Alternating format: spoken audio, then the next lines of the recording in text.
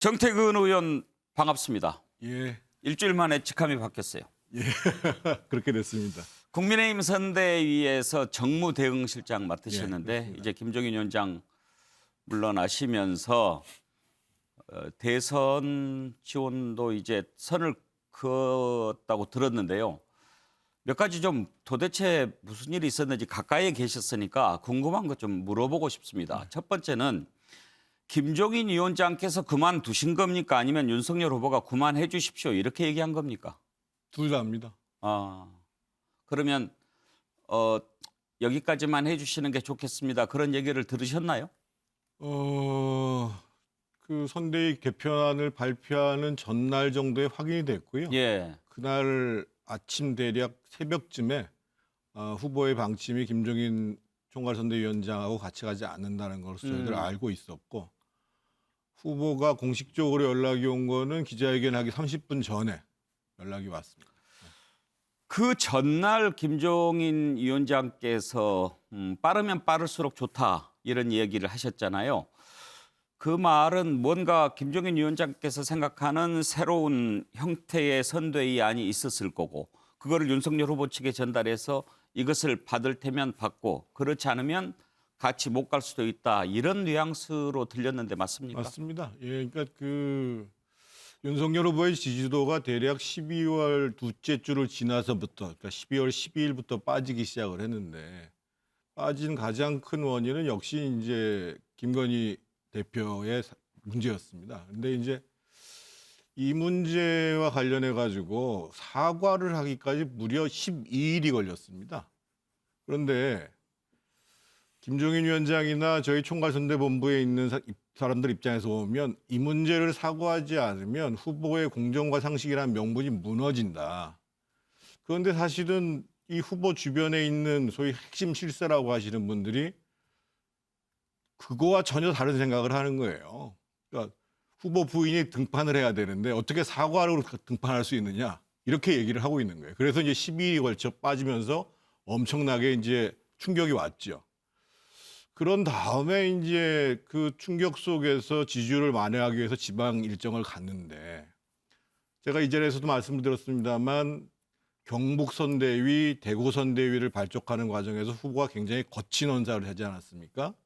사실은 이것은 대선 후보로서도 바람직하지 않을 뿐만 아니라 지지자, 특히 중도에 있는 지지자들한테는 대단히 맞지 않는 겁니다. 그러함에도 불구하고 그 메시지를 담당하는 소위 실무자들 같은 경우에조차도 뭐 그 나름대로 효과가 있다, 지지층을 결집시키는 효과가 있다 이런 식으로 얘기를 하는 거예요. 그래서 제가 엄청 화를 냈죠. 그래서 선대위 개편의 핵심은 뭐 무슨 메모드 선대위를 고치는 것도 있었습니다만 후보와 후보 주변에서 잘못된 일정, 정책, 메시지를 만드는 기능들을 기본적으로 제대로 좀 통제하고 바른 방향을 잡아야 되는 것이다라고 생각을 했던 것이고, 그런 기조 속에서 다행히 이제 1월 1일 날 후보가 사과한다는 신년의 인사 말씀이 계셨고, 그래서 이제 1월 2일 날 김종인 선대위원장이 이제 식사를 하면서 본인이 비서실장 역할을 하겠다. 그래서 실질적으로 그런 메시지, 일정, 정책과 관련된 부분들에 대해서 총괄상황본부가 실제로 통제를 한다. 라는 것들에 대해서 이미 말씀을 드렸고, 예. 거기에 대해서 후보가 상당 정도 동의를 했습니다. 그런데 이제 발표를 안 하는 과정에서 왜 후보가 그것을 발표를 못 했는지는 이해할 수 없습니다만, 그래서 그러면 선대위원장이 내가 하겠다 한 것이지 무슨 뭐 쿠데타를 하니 무슨 패식을 예. 하니 전혀 사실과 다른 얘기입니다. 우리가 또 깜짝 놀란 사실 하나가 3프로 TV 출연을 김종인 위원장도 몰랐다고 하던데 사실입니까? 그렇습니다. 저도 몰랐습니다.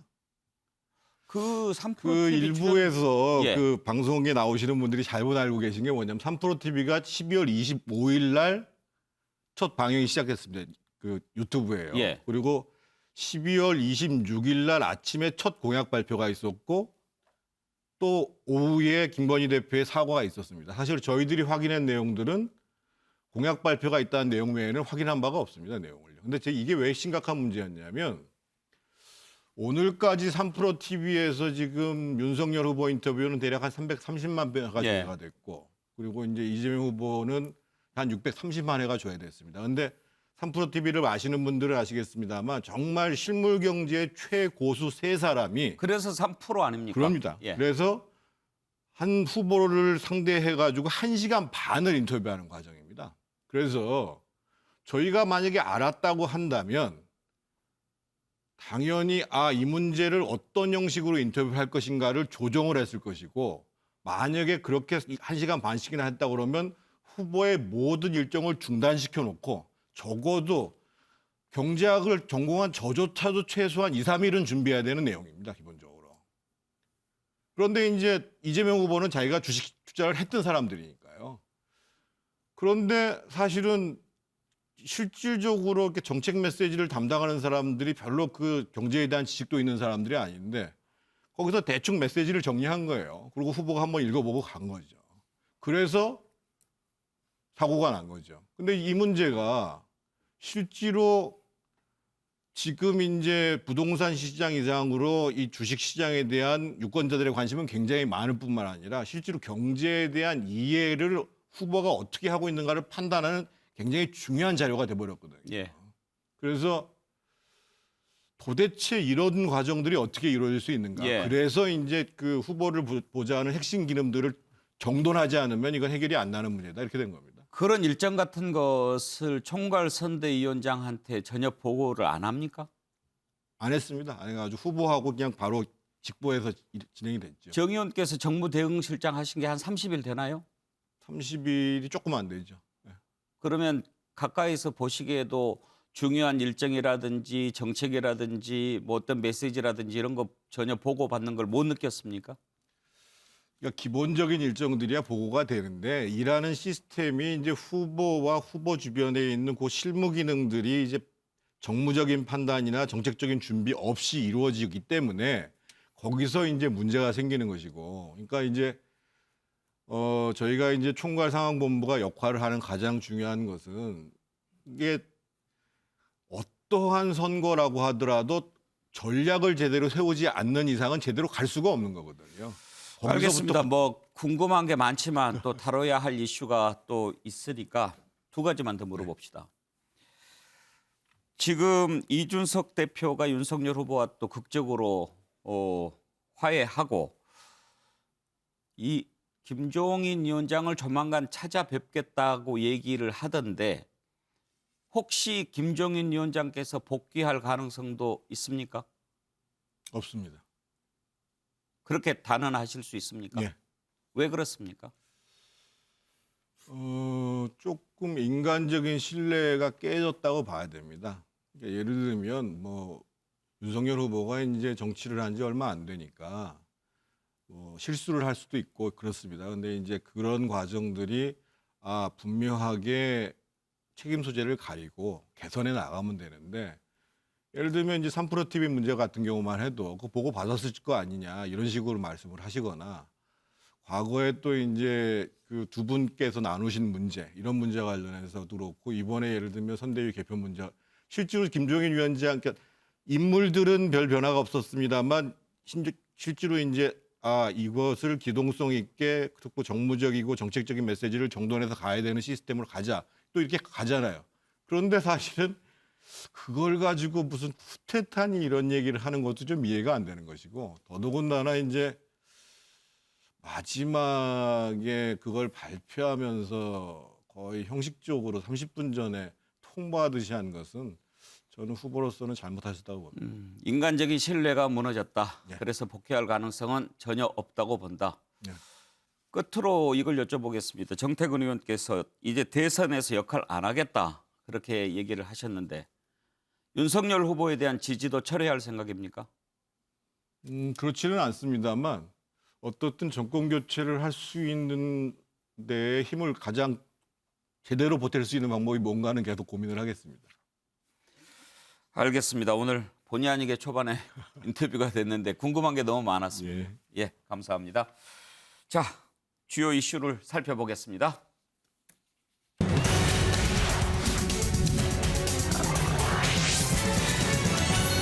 어제는 이준석 대표의 날이었습니다. 오전에는 국민의힘 의원총회에서 사퇴 결의안 얘기까지 나왔지요. 오후에 다시 의총이 속개가 됐고 이 자리에서 이준석 대표 28분간 공개 발언을 했습니다. 발언이 끝나고 의총을 계속하고 있는데 윤석열 후보가 들어왔습니다. 다 털고 가자. 극적으로 화해했고 의총이 끝난 뒤에 이준석 후보가 직접 모으는 차를 타고 평택 소방관 빈소 조문했습니다. 어제 하루가 이렇게 길었는데 마지막에 이준석 대표가 운전하는 차를 타고 가는 모습을 두고도 또 이런저런 얘기가 나옵니다. 왜 운전대를 이준석이 잡게 했느냐. 자, 어제 하루 모습을 한번 영상으로 돌아보시죠.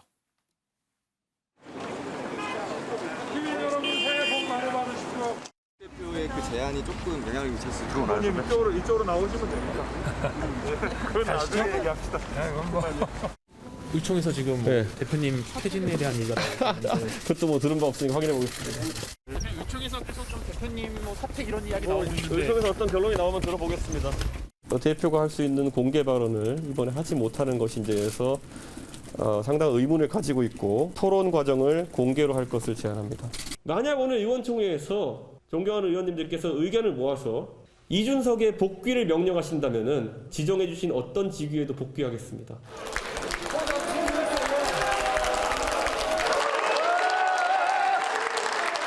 완벽하게 동지로서 기능하지 못했던 저희 팀의 문제일 수도 있습니다. 하지만 오늘 이 자리에서 저는 선언하겠습니다.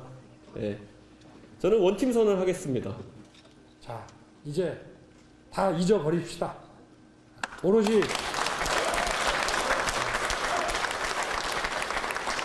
3월 대선과 6월 지방선거의 승리를 위해서 다 함께 뜁시다, 여러분.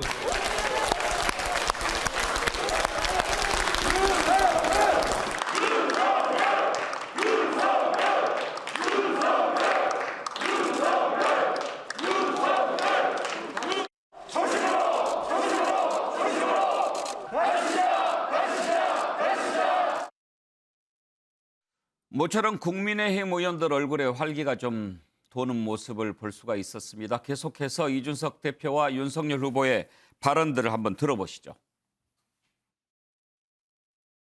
저희는 피 같은 당원입니다. 우리 국민의힘에 같이 뼈를 묻기로 함께하기로 한 사람입니다. 그래서 뭐 화해라고 말 것도 없습니다. 네. 다시 저희가 같은 생각을 가지고 국민들의 똑같이 우리가 수행해야 될 명령을 똑같이 받들어서 저희 하여튼 뭐 분골쇄신 열심히 하겠습니다. 우리 대표님 한 말씀 하시죠. 네. 네, 뭐 유일하게 두려운 것은 이기지 못하는 것일 뿐입니다. 후보님과 저희 신뢰를 구축해서 실망스러운 모습을 지금까지 보인 것에 대해서는 제가 사과드리고 앞으로 나아가서 선거 승리로 보답할 수 있도록 하겠습니다. 대표님이 하실 말씀 있을 것 같은데 이런 일이 또 재발되면 어떻게 하겠다 이런 결기를 보이신 게 있는데 저한테 그런 질문하시는 거 너무 가혹하지 않습니까? 네. 저도 건강합니다. 자신은 없을 겁니다. 예, 박정하 대변인. 네. 어제 그래도 박정하 대변인 거의 뭐 유일하다시피 그래도 이준석 대표 안고 가야 된다 그렇게 얘기하셨는데 잘 됐네요. 축하드립니다. 아이고 뭐 이게 이제 조그만 산이 하나 큰 산 이제 넘어가기도 했는데요.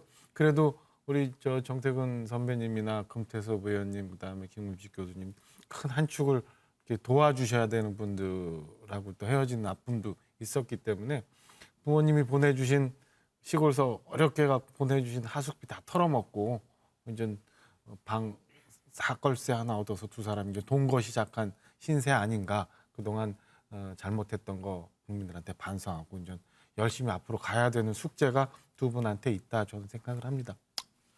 예, 자 그렇게 한 다음에 이준석 대표가 난 택시 운전 면허도 있고 내 차를 타고 평택을 같이 갑시다 이렇게 제안을 했습니다. 윤석열 후보 엄지척 하더니 같이 탔습니다. 이 자리에는 권영세 사무총장 또 김기현 원내대표 함께 탔는데 가는 동안에 그 핵심 네 사람이 충분한 얘기 나눌 수 있는 시간도 됐겠지요. 계속해서 그 장면 한번 보시죠. 제가 국민의힘의 당 대표로서 그리고 택시 운전 자격증을 가진 사람으로서 후보님을 손님으로 모셔도 되겠습니까?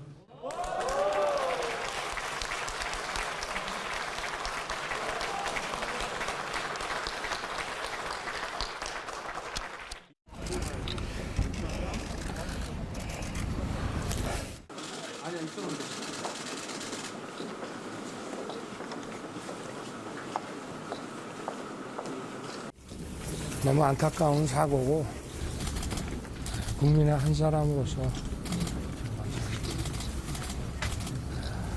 이 유족들에게 뭐라 위로의 말씀을 드려야 될지 저도 잘 모르겠습니다. 예, 자, 여기까지가 어제 하루 모습이었습니다. 이제 많은 국민들이 궁금해합니다. 그러면 이제부터는 잘 될까? 다시는 그런 일 없을까 하는 건데 차지원 교수 네. 어떨 것 같습니까?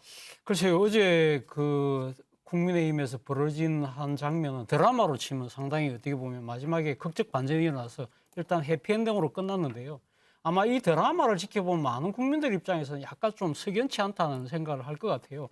극적 반전이라는 것은 아무리 이 드라마적 요소라고 하더라도 일종의 개연성은 있어야 되거든요. 그러니까 어제 하루 종일 진행된 상황에 마지막에 가서 그렇게 팍 변하는 부분에 있어서 왜 저렇게 변했지? 사람들이 고개를 갸웃거릴 수밖에 없는 상황. 그리고 또 하나는 극적 반전이라는 것이 그 앞에도 한번 울산 해동에서 한번 보여줬잖아요. 그러니까 극적 반전이 자주 이렇게 똑같은 모습으로 보이는 부분에 대해서는 많은 사람들이 이거는 좀 또 벌어지는 거 아닐까라는 또 의구심을 가질 수밖에 없다는 것이고요.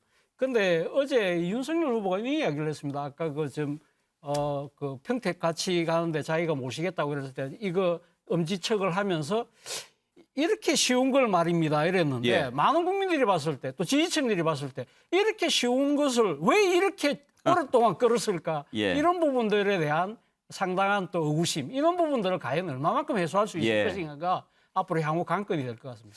신경민 의원 보시기에 극적인 화해가 이루어질 수 있었던 결정적인 계기가 뭐였을 거라고 보십니까?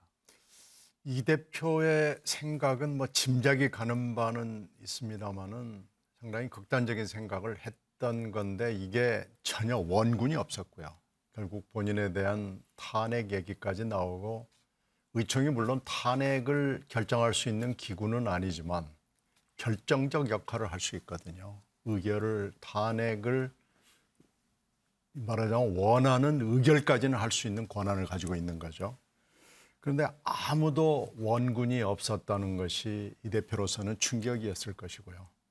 후보 교체를 할 수 없는 상황에서 이제 60일밖에 남지 않은 이 시점에 나오는 여론조사가 매우 우울하게 나왔습니다.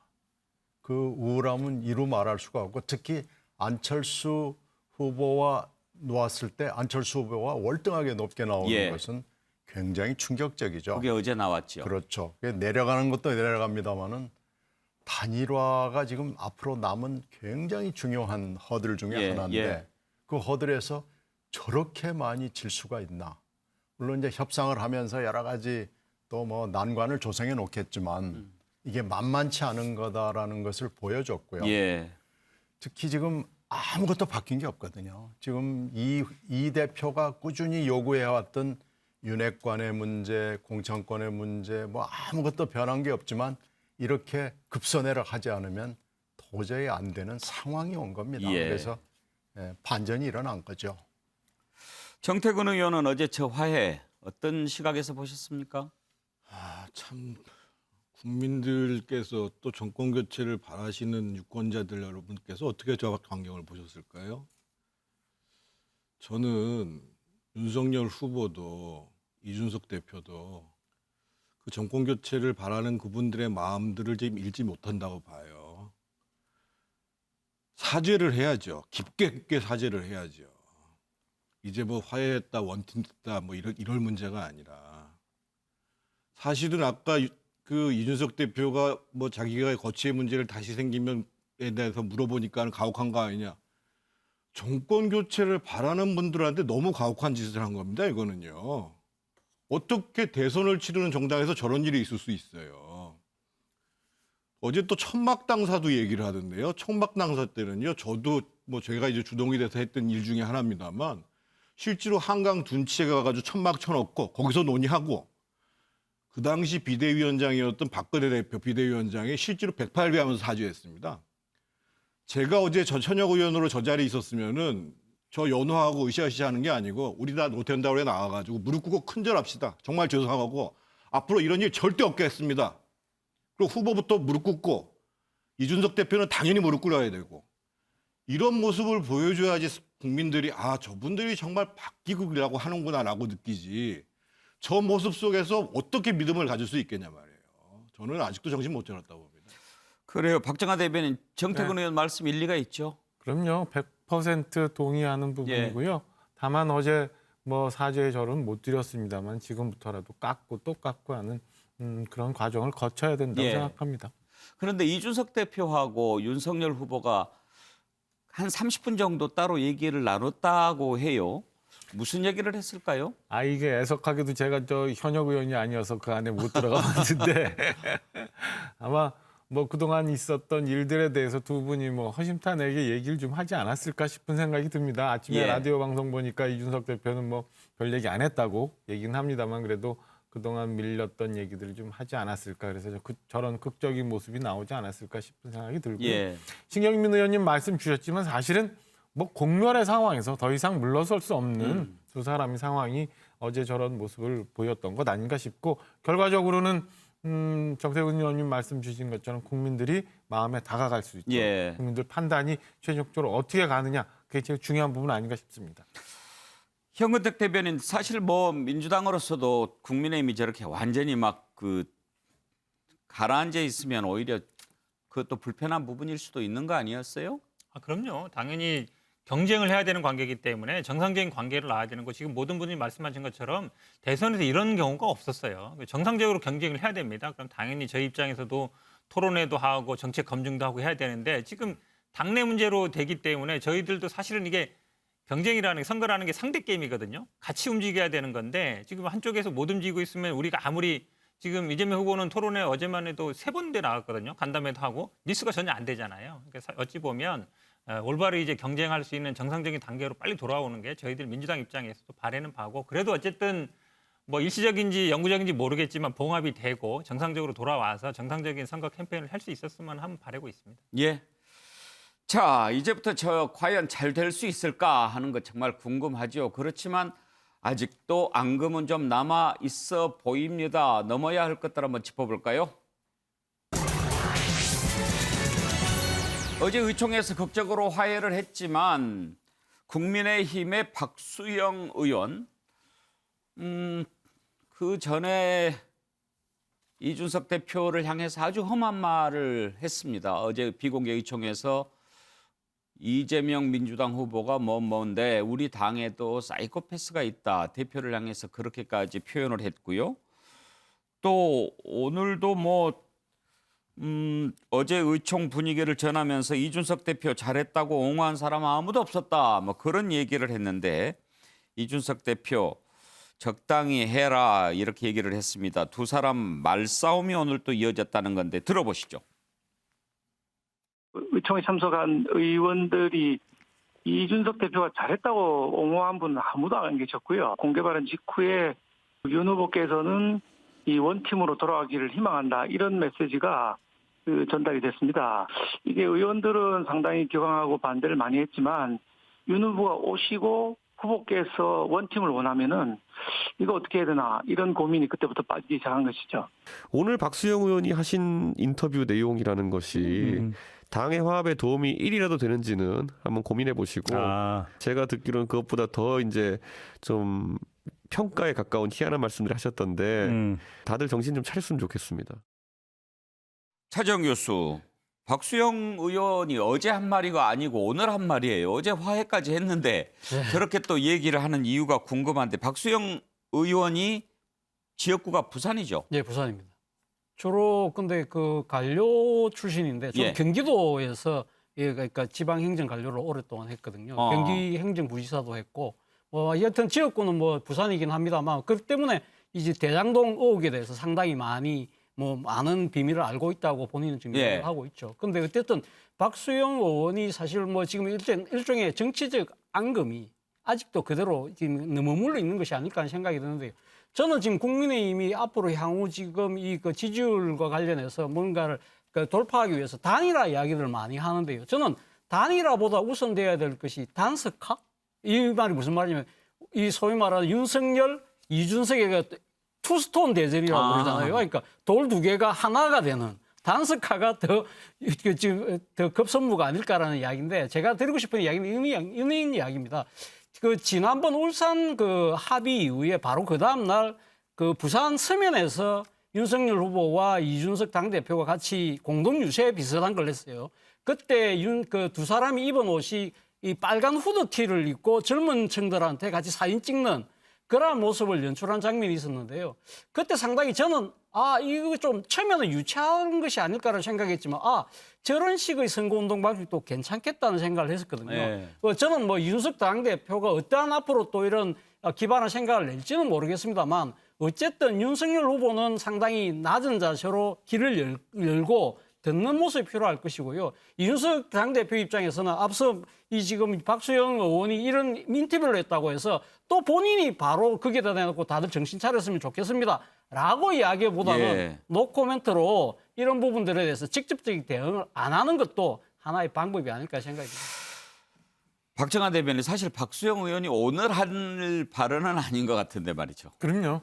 사실은 이게 어제 저희가 봤던 그 의총장에 있는 모든 분들, 윤석열 후보를 포함한 모든 분들이 누군들 국민들 앞에 떳떳한 사람이 있겠어요. 그러니까 저는 다들 좀 긴장하시고 좀 자중하면서 그동안 왜 이 지경까지 왔는지에 대해서 서로 그 체크하고 반성하면서 국민들 신뢰 다시 받도록 노력해야지 안에서 아직도 어제 그런 상황이 있었는데 아직도 저렇게 뭐 앙금을 가지고 얘기하는 거는 정말 지지했던 국민들 그다음에 당원들한테 할 도리가 아니다라는 생각을 갖고 있습니다. 정태근 의원 지금 국민의힘 내부에서 그래 이제 우리 완전히 하나가 됐어 이렇게 생각하는 분위기가 얼마나 될까요? 하나가 됐어. 당연히 대선을 치르면 하나여야죠. 근데 그간의 과정들, 갈등이 증폭되는 과정들을 보면은요, 정말 대선 승리만을 생각하는가? 그런 생각이 안 들어요. 자신의 정치적 지위가 훨씬 더 중요하게 느껴지는 거죠. 그러니까 이준석 대표를 주로 공격해 왔던 사람들도 보면 다 그런 건 아닙니다만 뭔가 후보한테 충성 경쟁하는 거 아닌가? 이렇게 받아들일 수밖에 없는 것이고 이준석 대표도 새로운 사람의 정치 스타일이라고 얘기는 합니다만 거의 본인과 관련돼서 비판이 오거나 그것을 견디지 못하는 식의 정치인 거예요. 그러면 국민들 보시기에는 저분들이 진짜 정권 교체를 바라는 거야?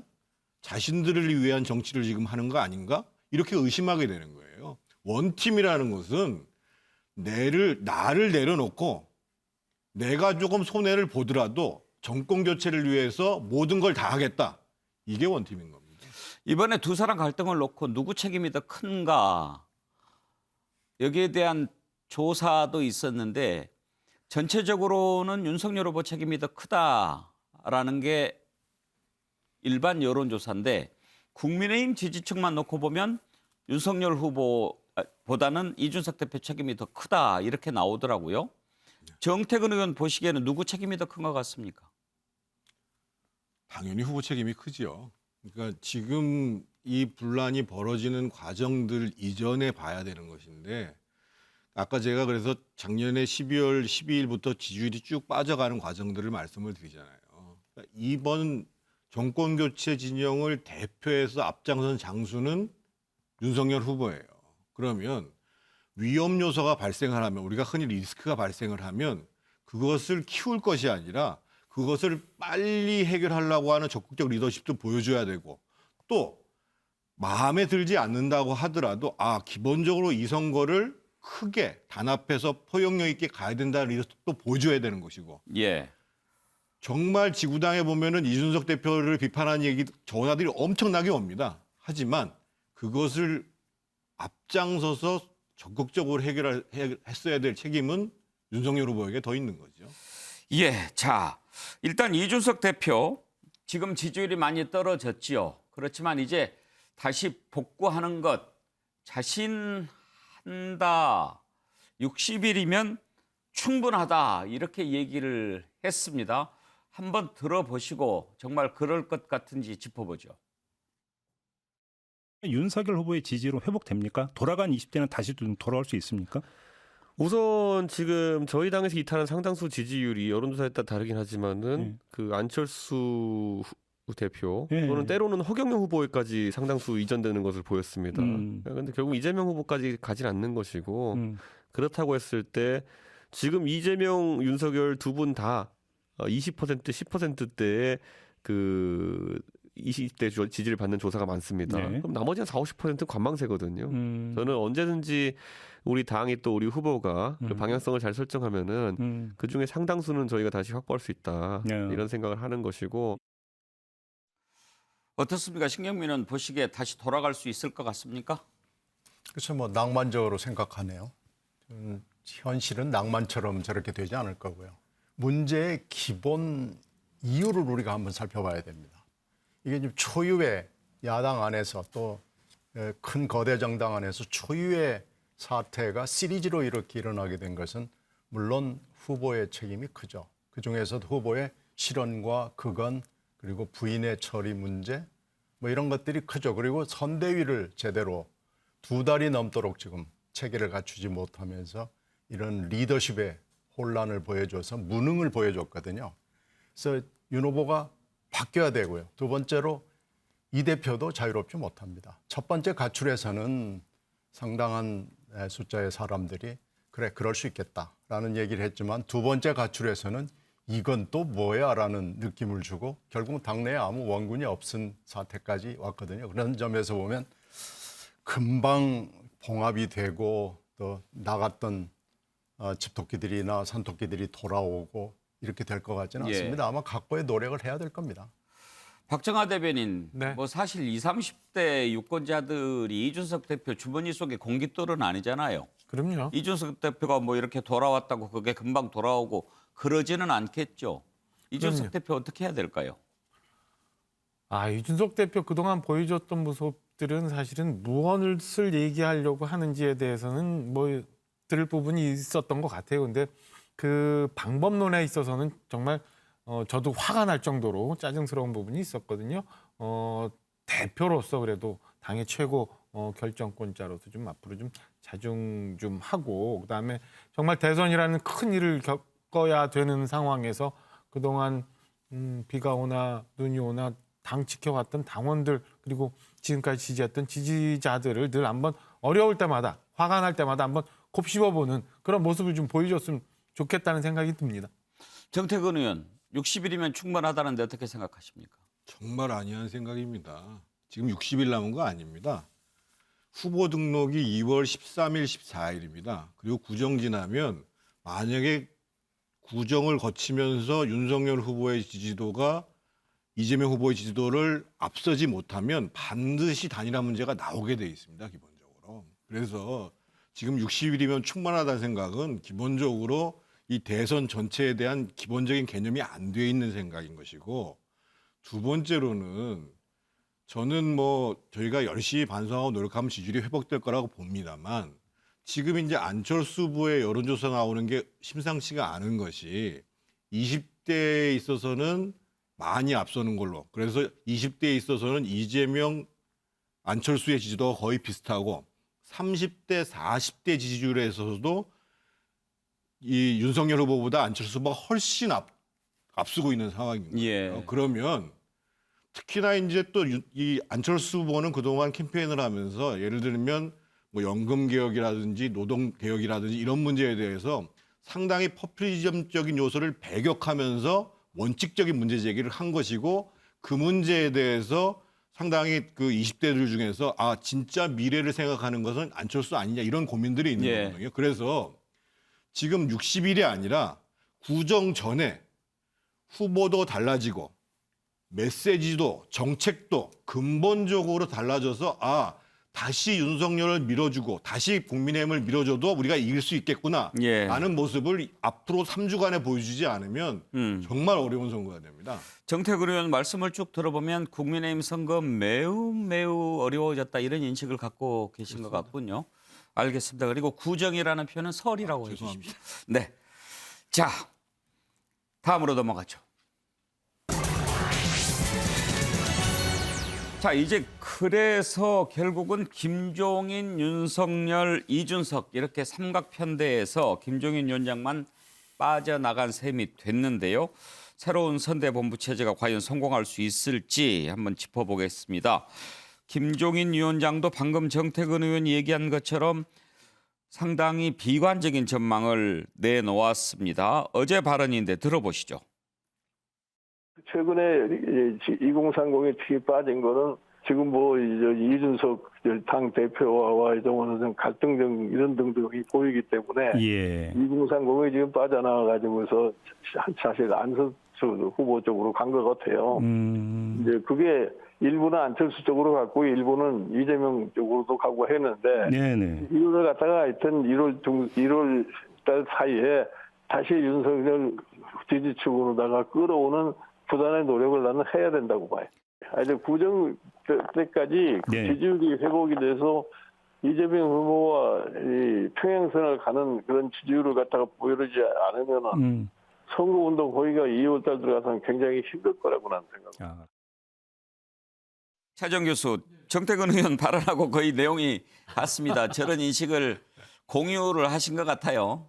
아무래도 뭐 그러니까 그런 구체적인 단어보다는 일종의 상황 인식은 뭐 분명히 공감대를 갖고 있는 것 같고요. 뭐 저는 정태근 의원의 그 상황 인식에 저도 상당 부분 공감을 하고 있습니다. 결국은 좀 문제는 김종인 위원장이 물러나고 난 뒤에 그러면 선대위가 뭔가 바뀐 모습 그리고 뭔가 좀 플러스 되는 모습을 보여야 될 것 같은데 일단 뭐 지금 윤석열 후보 입장에서는 뭐 무조건 그러니까 비관적으로 꼭 볼 필요는 없다는 생각도 듭니다. 왜냐하면 아무래도 그러니까 김종인 전 총괄 선대위원장이 있을 때는 소위 말하는 상황론 그리고 이쪽 그러니까 김종인 전 위원장의 거리감 때문에 후보가 약간은 조금 이를 가려지는 측면도 있었거든요. 그렇다고 한다면 후보 하기에 따라서는 후보의 본색을 또 내볼 수 있는 찬스도 될 수 있다는 것이고요. 또 더 나아가서는 앞으로 향후 상당히 이 지금 선거 국면의 중요한 부분이 단일화 협상인데 그동안 이 단일화 부분에 있어서는 김종인 전 위원장이 조금은 이제 좀 소극적이었고 부정적인 입장이었다고 한다면 이런 부분들에 대해서는 상당히 윤석열 후보의 운신의 폭이 커진 것이 아닐까라는 생각도 듭니다만 그러나 지금 정치 초보인 윤석열 후보가 이 험난한 형국을 헤쳐나가기에는 아무래도 정치적 경험과 경륜이 있는 김종인 전 위원장에게 본인이 이야기했던 것처럼 저는 상당히 조언 정도는 아주 간곡하게 구하는 모습을 하는 것이 필요하지 않을까 생각이 듭니다. 현근택 대변인, 김종인 위원장 윤석열 후보에게 뭐 윤석열 후보가 이제 조언을 좀 부탁을 드린다라고 하니까 조언할 게 뭐 있냐 이렇게 얘기를 하지 않았습니까? 윤석열 후보에 대한 비난이라고 그럴까요? 뭐 이런 발언 혹시 앞으로도 계속 할까요? 그러니까 윤석열 후보가 하기 나름이죠. 그러다 보니까 이제 이준석 대표랑 같이 한번 찾아뵙겠습니다도 하고 왜냐하면 아무래도 뭐 먼저 한번 찾아뵙거나 연락을 하거나 이러면 그래도 할 말을 조금 자제하게 되거든요. 만약에 그렇지 않다 그러면 계속 아마 지금 말씀처럼 뭐 3프로 TV뿐만 아니라 여러 가지 영입 문제나 몰랐다 어떻게 그렇게 할 수 있느냐 무시당했다 계속 얘기할 거거든요. 그렇다 본다 그러면 김종인 위원장이 갖고 있는 게 있거든요 분명히 정책적으로 약간 뭐 중도 좌파적이고 끌고 가면서 중도층을 포섭한다든지 가장 중요하게 얘기는 이제 리더십 문제. 그러니까 어느 정도 이제 본인이 그게 일종의 권위라는 건데 이제 국민의힘의 실제 사실상 확실한 권위 있는 사람은 지금 없거든요. 이준석 대표도 대표라고 하지만 의원들이 대하는 걸 보면 아직도 좀 나이가 어린 그냥 정치인 아니냐 이 정도 패널 정도 아니냐라고 보고 있기 때문에 실제적으로는 중심을 잡으려면 권위가 필요한데 권위가 없는 거거든요. 그렇다 본다 그러면 무신할 수는 없고 그렇다 그러면 제가 보기엔 그래도 그냥 직접 선대위에 다시 복귀보다는 밖에 나가서 비난이라도 저에 대해서 아니면 윤석열 후보에 대해서 저에 대해서 좀 이런 것만 자제해 주십시오. 이제 그 정도 부탁하는 정도인 것 같고 그 정도는 아마 인지상정상 해주지 않을까라고 보고 있습니다. 그래요, 박정하 대변인. 네. 어떻게 해서든지 뭐 안 도와주시더라도 밖에서 이렇게 비난하는 발언만큼은 안 나오도록 해야 될 거 아닙니까? 뭐 근데 그 전에 저 이준석 대표가 밖에서 막 그 방송 인터뷰하면서 아침 저녁으로 얘기가 달라지는 경우가 있었는데 그래도 다행히 저기 김종인 위원장님께서 오늘 아침에 하신 말씀이 좀 달라져서 저는 뭐 앞으로도 그래도 좋은 말씀 해주실 거라고 생각해요. 처음에 며칠 전에 보면 뭐 내가 하면 하는 거지 후보가 할 게 뭐 있어, 할 게 뭐 있어. 내지는 그 정도 정치 판단 능력이면 같이 할 수 없어. 이렇게 말씀하셨다. 오늘 아침에는 그래도 이준석을 다룰 줄 몰라서 그래. 아니면 안고 가야지. 뭐 이렇게 말씀을 하시는 거 보면은요. 뭐 남은 선거 운동 기간 동안에 이렇게 김종인 위원장님께서 당의 해가 되거나 아니면 후보에게 결정적으로 해가 되거나 하는 말씀 뭐 안 하시지 않을까라는 기대를 좀 갖고 있습니다. 그리고 밖에서 가끔 하시는 말씀 뭐 이렇게 새겨서 후보도 그렇고 선거 준비하는 조력자들도 이렇게 챙겨서 얘기 들으면 되지 않을까라는 생각이 듭니다. 정태근 의원 얘기를 안 들어볼 수가 없습니다. 아니, 사실은 어제도 늦은 시간까지 같이 있었는데요. 김종인 위원장님하고 일단 그 김종인 위원장은 윤석열 후보에 대해서 그 정치적 경험이 없는 거에 대해서 굉장히 안쓰러워하세요, 기본적으로. 그래서 이제 아마 어제 얘기를 나눌 때는 가급적 앞으로 이제 방송이라든지 이런 데에서 그 말씀을 안 하시는 방향으로 생각을 하고 계신 거고. 그런데 이제 판단 능력에 대한 문제는 이런 거였죠. 그러니까 실제로 지지율이 왜 떨어지는지, 후보가 나온 이 출마의 명분이 왜 무너지는지 이런 문제에 대해서 명료하게 판단을 해야 되는데 뭔가 이 윤석열 후보에 대해서 편하게 대해주고 좋은 얘기만 하는 사람들 이런 사람들이 계속 중용되고 있는 것과 관련해 가지고 아 이건 문제 있는 거 아니냐 이렇게 판단을 하고 계시는 거거든요. 그래서 뭐 오늘 저도 사실은 뭐 여러 가지 얘기하면서 뭐 제가 이제 이 같이 국민의힘에서 이제 선대위에서 일하면서 제가 먹던 물에 침 뱉는 거 아닌가 걱정스럽기도 합니다만 충원으로 말씀을 드린 거고 아마 상당히 말씀을 자제하실 겁니다. 예.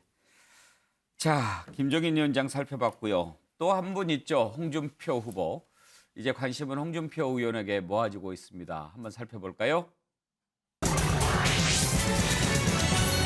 그동안 윤석열 후보와 거리를 두고 훈수 정도 두었는데요. 홍준표 의원 과연 원팀으로 뛰게 될까요? 지금까지 홍준표 후보 경선 이후에 윤석열 후보 계속 비판을 많이 했습니다. 홍준표 후보 그런데 자신이 운영하는 유튜브 채널 있죠. 홍카콜라라고요. 어제 처음으로 그러니까 2달 만이죠. 경선에서 진 이후에 출연했다고 합니다. 이거는 무슨 의미가 있을지 궁금한데 한번 들어볼까요? 지금 그 윤석열 후보 측도 지금 착각을 하고 있어요. 대통령 선거를 위해서 불가피할 경우에 후보 생각을 우선해서 해달라. 그게 당무선거인데 당무선거니 뭐 조자룡의 헝칼인 줄 잘못 알고 있어요. 윤석열 후보는 처음에 공정, 정의, 소신 이거로 이제 떴는데 이제 부인 사건 처갓집 비리 또 본인 고발 사주 이거로 전부 공격을 받으면서 공정이 무너지고 상식이 무너지고 정의가 무너졌다고 생각하니까 지지율이 내려가죠. 어떤 질문이 들어오더라도 현장에서 대답을 할 수 있어야죠. A4 용지 대통령을 다시 만들겠다 이런 생각이 없는 거예요. 신경민 의원 들으시기에 홍준표 후보 지금 생각이 어떨 것 같습니까? 아, 지금 뭐 긴가민가 하는데 하여튼 홍 대표 지금 얘기하는 거 보면은요. 아, 정말 저분이 저렇게 똑똑하고 합리적이었나 하는 생각이 들 정도로 저는 이 검사 때부터 지금까지 그 오랜 기간 동안 홍준표라는 인간을 말하자면 관찰을 해왔는데 정말 요즘에 홍준표 의원은 아주 괄목상대할 정도고요. 예. 다 맞는 얘기를 저렇게 잘할 수 있을까 하는 생각이 솔직히 경선 때보다 요즘 더 잘하는 것 같아요. 아이고 뭐 훨씬 잘하고요. 2017년 대선 후보 때 비교하면 뭐 전혀 다른 사람이 됐고요. 그 전에 지사할 때 이런 데 보면은 홍준표라는 분에 대해서 저는 일단은 다시 평가를 합니다. 그런데 이제 윤 후보가 극복해야 될 사람들이 쭉 있었는데 지금까지 별로 그렇게 성공적이지 못했습니다. 김건희 부인 김건희 문제 별로 썩 잘 안 예. 됐죠. 그리고 김종인 전 위원장 문제 지금 저렇게 어정쩡하게 돼 있죠. 이제 이준석 대표 어저께 저렇게 봉합했는데 언제 또 뭐가 될지 모르죠. 예. 이제 다음이 홍준표 유승민입니다. 그리고 마지막이 이제 안철수 후보가 남아 있는데 이거 쉬워 보이지는 않는데 이거 무조건 해야죠. 홍준표 유승민 이거 극복해야 됩니다. 그래서 품 안에 안고 도와줘야 되고요. 예. 이제 마지막에 안철수 후보와의 여러 가지 문제를 타결하기 위해서 반드시 홍준표, 유승민 두 분 예. 짚고 넘어가야죠. 예. 차정 교수, 네. 홍카콜라 재개한 배경 어디에 있다고 보십니까? 일단 뭐 지금 대선 국면에서 그러니까 홍준표 전 대표 입장에서는 상당히 자기 나름대로 역할을 좀 하고 싶다는 생각이 분명히 있는 것 같고요. 지금 뭐 어제 유튜브 방송에서는 상당히 지금 윤석열 후보를 비판적인 입장에서 이야기를 했지만 오늘 보도를 보면 좀 약간 조금 이 톤이 바뀐 것 같아요. 예. 예를 들면 다음 주 중에 아마 윤석열 후보하고 홍준표 전 대표가 아마 곧 이 비공개 회동을 할 모양입니다. 그리고 어제 이준석 당대표와의 갈등을 푸는 과정에서 윤석열 후보가 홍준표 의원에게 아마 SOS를 쳤던 모양이에요. 그래서 무조건 이준석 대표를 안아라. 그 말을 그러니까 수용하는 형태로 해서 이준석 대표하고 화해를 했다는 기사도 지금 나오고 있거든요. 그렇다고 한다면 상당히 그러니까 지금 윤석열 후보 입장에서는 홍준표 의원을 무조건 어떤 식으로든 포용해야 되겠다는 생각이 분명히 있는 것 같아요. 저는 뭐 사실 이런 모습들이 진작에 있어야 되는 것이 아니었을까. 사실 이 지금 경선이 끝나고 난 뒤에 이 김종인 매직보다는 드림팀으로 갔어야 되는 게 저는 맞다고 생각했었는데 예. 일단 홍준표 의원을 만약에 포용하게 되면 소위 말하는 2030의 표심을 끌어오는 데 상당히 도움이 될 거고 여기서 플러스 알파로 유승민 의원까지 만약에 포용하게 된다고 한다면 이 소위 말하는 중도층 표심 그리고 또 윤석열 후보가 이번에 3프로TV에서 보여줬던 경제 부분에 있어서 약간 미약점을 상당 부분을 보완할 수 있지 않을까. 뭐 그런 측면에서 본다고 한다면 예. 이런 식의 드림팀을 만드는 것이 시급한 과제일 것 같습니다. 윤석열 후보가 다음 주에 홍준표 대표 한번 만나기로 했다 이런 얘기를 했는데 들어보실까요? 만남이 성사될지 좀 궁금해서요. 글쎄 뭐 구체적인 약속을 아직 날짜를 잡은 것은 아니고요. 어제 제가 연초구해서 새해 그 신년 인사 겸 안부 전화를 드렸는데 다음 주쯤 한번 날을 잡아서 보자는 말씀을 하셨고 날짜나 뭐 이런 건 아직 정하진 않았죠. 네. 그런 상황입니다. 네. 네.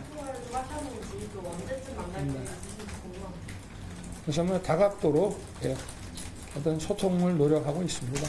네. 박창하 대변인 전망을 한번 들어보고 싶은데 홍준표 대표 들어올 것 같습니까? 뭐 사실 뭐 몸은 지금 들어와 있다고 얘기하는데 들어와도 들어온 게 아닌 것 같아서. 저는 뭐 다음 주에 혹시 회동이 있더라도 이렇게 쉽게 결론이 날 것 같지는 않아요. 그리고 굉장히 그 윤석열 후보도 그 노력하는 모습이 더 있어야 될 거고 시간도 굉장히 많이 가고 지지하는 분들 사이에서도 굉장히 안타깝게 쳐다보는 과정이 있을 텐데요. 홍준표 대표가 당신께서 말씀하시는 것처럼 26년간 지켜온 당이에요. 그리고 절제절명의 당의 운명을 갖고 있는 대선이에요. 저는 결국에는 홍준표 대표를 지지하시는 당원들의 요구를 저는 뭐 끝내 줘버리지 못할 거다. 오히려 그 압박을 막판에 가면은 당신께서 수용하실 수밖에 없는 그런 상황으로 올 거다라고 생각을 합니다. 예. 그리고 그 준비를 저는 뭐 속으로 하고 계시지 않을까라고 생각해요. 하시고 있겠죠. 뭐 말씀은 계속 쓴소리를 하시지만 유승민 의원은 어떨 것 같습니까? 유승민 전 대표님도 저도 뭐 비슷하지 않을까 싶은 생각이 듭니다. 그러니까 역시나 마음의 문을 열어야 되는 거는 후보가 어떻게 노력하느냐에 달린 예. 문제고요. 저는 궁극적으로 유승민 전 대표도 같은 길에 오실 거다라고 생각을 합니다. 그래요. 그런데 윤석열 후보가 그렇게 열심히 막 죽자사자 매달리고 그러는 것 같아 보이지는 않아요. 그러면 안 되는 거죠. 지금 뭐 어제 우리 아까 앞서서 이준석 대표의 관계 봤지만 더 이상 밀려날 데가 없어요. 모두가. 그래서 저는 제일 먼저 후보가 더 낮은 자세로 더 많은 노력을 해야 된다고 생각을 합니다. 그거 없으면 극복해내지 못할 거라고 생각해요. 사실 뭐 이준석 대표도 윤석열 후보가 찾아가서 막 빌고 돌아와줘 그래서 돌아온 건 아니잖아요. 그건 아니지만 그래도 그동안 뭐 크게 싫은 소리 안 하면서 기다려주고 어제 뭐 의원총회를 통해서 이준석 대표도 마지막까지는 갔지만 그래도 끝내 뭐 의총장이 찾아가서 같이 하자고 하는 모습을 보여준 걸 보면 그런 모습을 더 계속 보여줘야 예. 된다고 생각합니다. 정태근 의원은 어떻게 전망하십니까? 제가 오늘 후보한테 너무 쓴소리를 많이 하는 것 같은데요. 후보 하는 날 하세요. 또 다른 날 그러니까. 그 절박함이 없는 거예요, 저거는요. 그러니까 만약에 어저께 홍준표 의원하고 통화를 했는데 다음 주쯤 보자 그랬으면 제가 만약에 후보의 핵심 참모였다고 하면 오늘 당장 가십시오. 김종인 위원장 문제도 마찬가지죠. 전화해서 소원하셨으면 뭐 어디 지방에 있는 것도 아니고 다 서울에 있는데 그래서 후보가 잘 안 바뀌는 것을 압니다만 저는 선대위에서 그것을 계속 후보 스타일이다라고 하셔서는 안 되고 정말 핵심 참모들이 후보님 이렇게 하셔야 됩니다 해가지고 당장 지금 찾아가도록 해야죠. 무슨 다음 주까지 기다리고 있어요. 지금 아까 제가 말씀드렸잖아요. 설 전에 변화해야 되는데 예. 변화의 모든 중에 상징적인 내용 중에 하나라니까요. 그렇죠. 네. 다음으로 넘어가겠습니다. 금주의 인물이라고 해도 될 겁니다. 국민의당 안철수 후보. 지지율 상승세가 대단합니다. 하루가 다르게 치솟고 있는데 오늘 갤럽 조사에서 15%까지 나왔습니다. 마의 벽이라고 불렸는데 윤석열 후보 9%포인트 빠졌습니다. 이재명 후보 지지율의 변화가 없습니다. 그런데 안철수 후보 이 앞번 조사에 비해서 10%포인트나 올랐습니다. 이재명 36, 윤석열 26, 안철수 15, 심상정 5. 안철수 후보의 지지율이 이렇게 치솟은 이유 무엇일까요? 천정배 의원 이번에 민주당에 복당했지요. 분석을 한번 들어보겠습니다. 좋게 말하면 굉장히 소신 있는 분이고 그걸 좀 뒤집어 보면은 많은 사람들하고 협력해 나가서 뭔가 집단지성을 모으는 데는 굉장히 약점 있는 분이라고 보이지요. 근데 이번 지지율의 상승은 사실은 윤석열 후보하고 어떤 대체제 관계 아닌가 싶습니다. 윤석열 후보가 요새 굉장히 고전 중인 것 같은데 어떻게 되느냐에 따라서 안철수 후보 지지율도 연동되리라고 봅니다. 윤 후보가 윤석열? 지지율이 쭉 내려가서 뭐 자기들 지지자들이 집권 가능성이 없다고 보이고 상대적으로 안철수 후보가 올라가는 경우에는 얼마든지 그게 그 중심 인물이 바뀔 수 있다고 생각합니다. 자, 윤석열 후보 지지율 하락에 따른 반사이익인가 아니면 또 다른 요인이 있는가? 신경민 의원 분석 한번 들어보고 싶은데요. 그 부동층들이 굉장히 많기 때문에 이게 그대로 바로 이렇게 연동된다고 보기는 매우 어렵습니다. 지금 그건 입증할 수 있는 길은 전혀 없고요. 이건 뭐 어떤 사람도 그 속을 알기는 굉장히 어렵지만요. 지금 부동층이 갈 수도 있고 윤 후보 쪽에서 빠진 측이 또 저쪽으로 넘어갈 수 있고 지금 그런 상황이죠. 뭐 두 가지가 다 섞여 있다고 봐야 되는데요. 일단은 양대 정당의 뭐 어떤 측면으로든지 간에 실망하거나 만족할 수 없는 층이 안철수 후보 쪽으로 넘어간 것은 분명해 보입니다. 그래서 지금 현재 10%를 깨지면은 어떻게 될까 하고 다 바라봤는데 아주 짧은 순간에 지금 갤럽 조사가 굉장히 보수적으로 진행하는 여론조사 기관인데 아주 짧은 시간에 15%를 깼어요. 그러니까요. 이제 15%가 되면은 대선 출마해도 이제 돈이 별로 안 들어가는 그런 예. 그런 이 분기점의 퍼센티지거든요. 그러면 이제 안철수 후보 입장에서는 뭐 목에 어깨에 힘도 들어갈 뿐만 아니고 20%안 나오리라는 법이 없다고 예. 볼 겁니다. 그래서 앞으로 이 상황은 설까지 상황이 또 막 변동을 치고 그럴 텐데 안 후보가 어떤 3강을 지금 노리고 있다고 본인이 공개적으로 전명하고 있는데 그렇게 되지 말한 법이 지금 없어 예. 보입니다. 그래서 이건 지금 우리가 전혀 예상하지 못했던 요소들이 지금 뭐 계속 일어나고 있는 것 중에 하나죠. 안 후보의 급상승 그리고 윤 후보의 이 급하락. 뭐 이건 전혀 우리가 예상하지 못했던 예. 대선의 새로운 변수로 등장했습니다.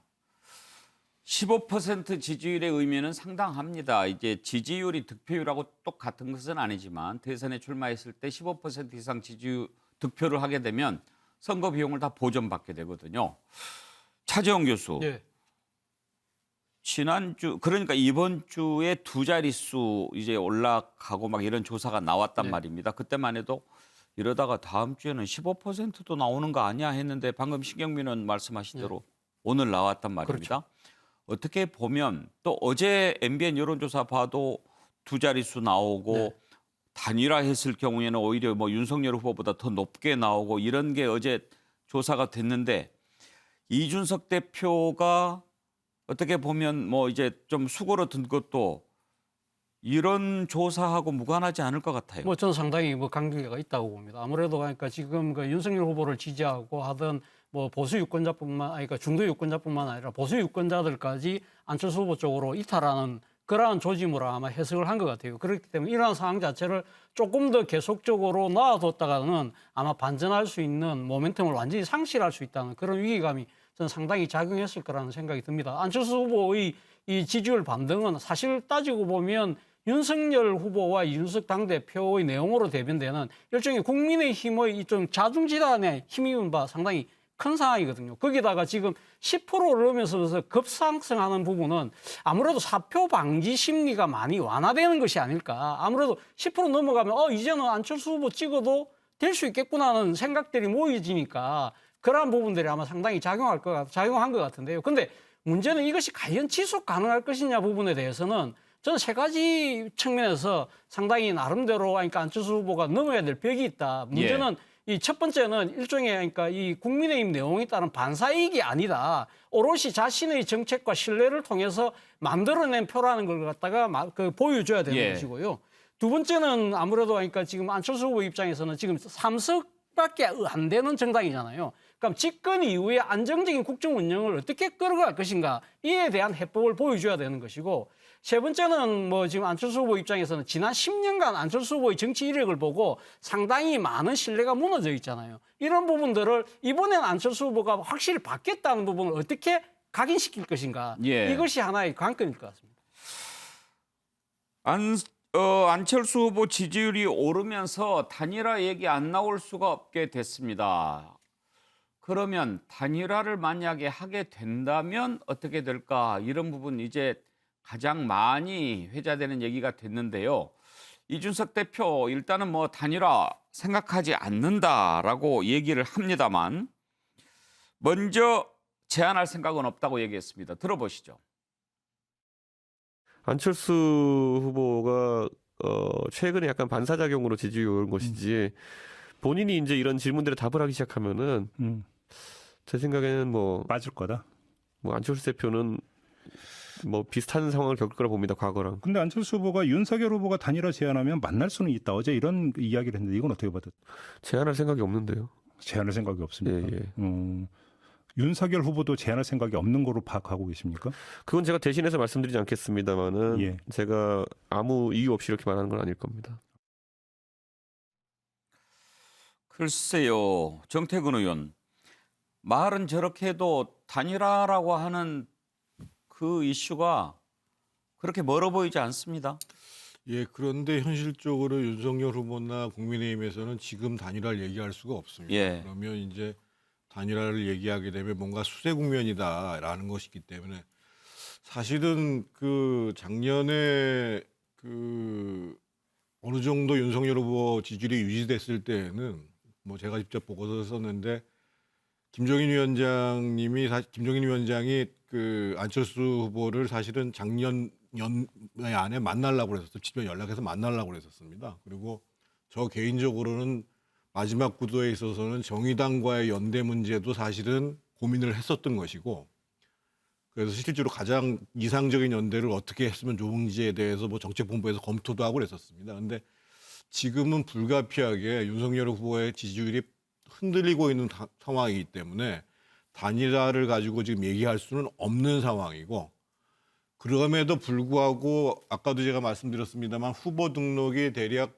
2월 13, 14일이기 때문에 그 전에는 정권 교체를 바라는 유권자들 사이에서 그 문제가 나올 수밖에 없는 상황이거든요.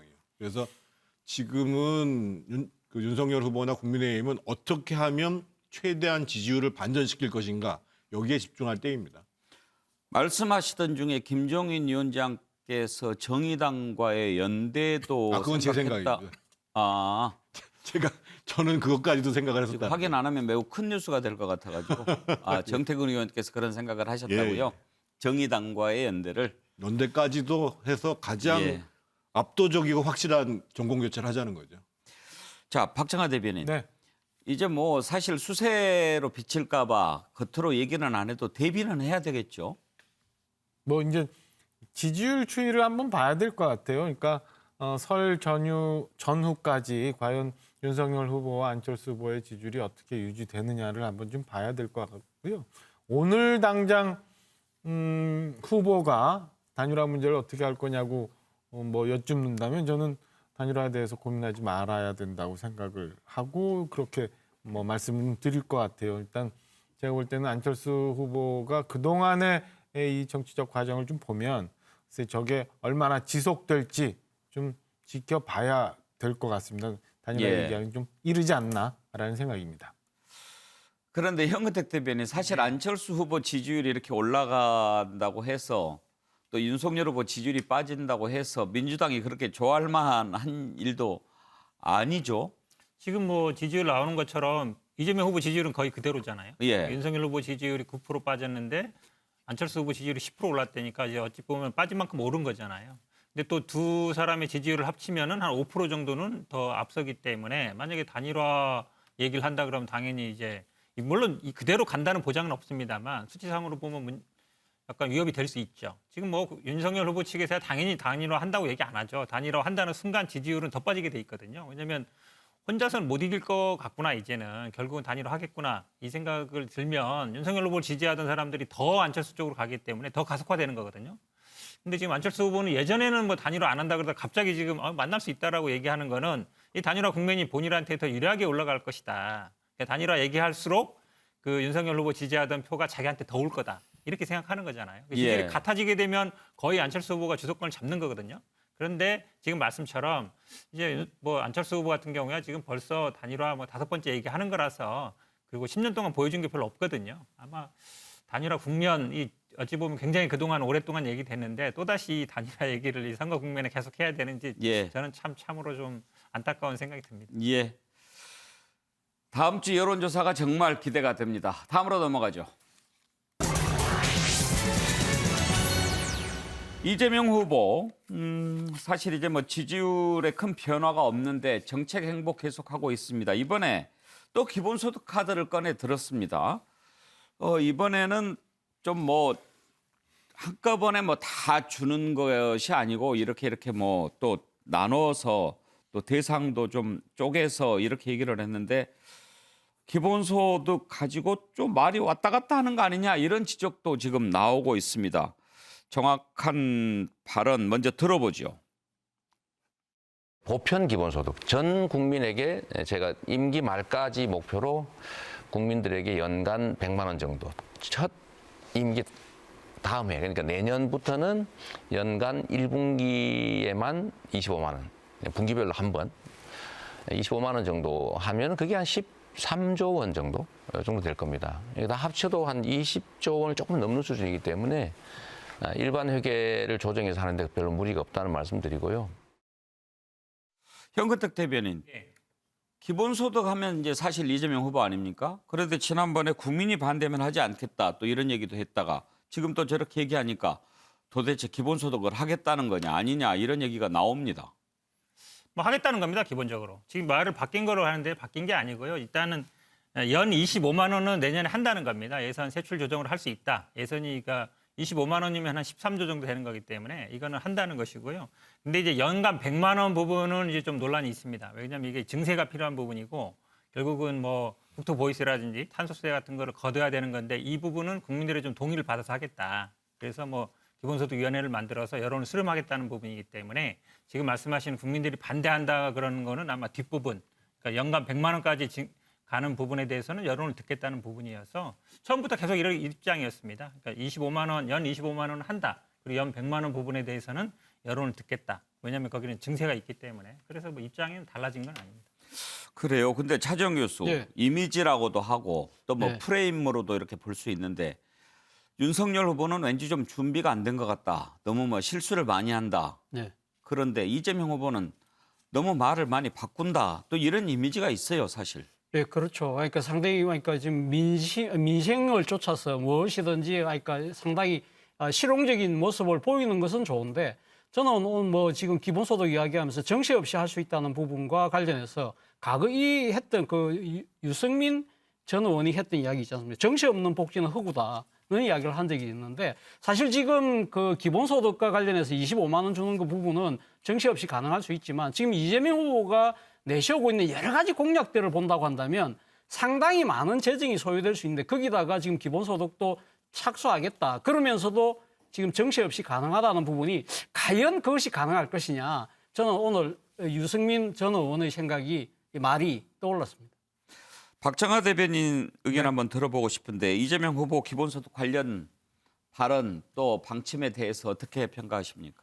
저는 이재명 후보가 지지도의 순위에 따라서 지금 말씀이 바뀌고 있어가지고 글쎄요 이재명 후보가 이제 어떤 얘기를 진짜 하려고 하시는지 이제는 알 것 같다. 그러니까 순위에 따라서 그때그때 변한다라는 생각이 들어요. 그러니까 기본소득 그렇죠, 국토보유세 얘기 그렇죠. 어제 오늘 간에는 토론 관련해서 또 말씀이 바뀌시더라고요. 그래서 이재명 후보께서는 그냥 좀 여유가 있으면 당신 생각 원래 갖고 있었던 기본소득 해야 된다, 뭐 해야 된다 이렇게 가시고 순위가 조금 밀리거나 이러면 또 바뀌는구나. 저는 이렇게 오늘 이재명 후보에 대해서 결론을 냈습니다. 네.